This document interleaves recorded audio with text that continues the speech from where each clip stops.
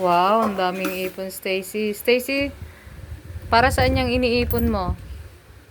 Si Ashwin to. Para sa ice cream? Si Ashwin to. Ito si Pars. Ito si Bogor. Ito si ano? Si Pretty. Ito si Pizza. Ito si Pizza. Ah, ang dami po palang bibilhin niyang ipon mo eh. Stephen! Bagong ligo lang po sila, kaya hindi pa nagsusuklay. Tapos siya na yung trabaho nilang dalawa. Binibilang yung ipon nila kay Kitty Bank. Pambili daw ng Jollibee. Ng fries, burger, at saka ano pa? Ice cream, spaghetti. Oh, ilalagay niya na yan. Oh, ayan na.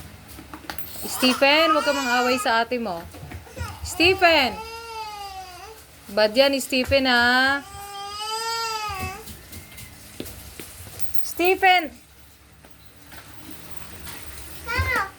Oh, sana? Ano? I don't know. Oh, hanapin mo. Sa ilalim yan? Oh, nasa ilalim ng sofa. Ka palang ba ni Mapas ko? Nasa sa ilalim ng sofa. Hey, ayun na. Ay, very good si Stephen, ah. Very, very good, ah.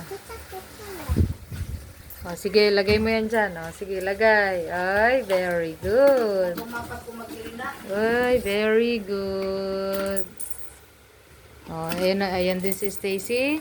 Binabalik niya na kay Kitty Bank yung ipon niya. Para saan nga yung iniipon mo, Stacy? Doon. Si Jollibee. Ay, pan-Jollibee. Mama, linis na. Ay, very good. Thank you. Ayan na. Yay! Ayan na yung isa. Magkakalat na po. Ayan. Doink. Kalilinis lang. Tapos yan ang trabaho nila. Ayan. Pagkatapos maligo. Ayan ang trabaho nilang dalawa. Ayan. Oh. Magsuklay na kayong dalawa. Susuklayan na, ha? Sabay yung suklay. Pizza. Ayan. Ayan na silang dalawa.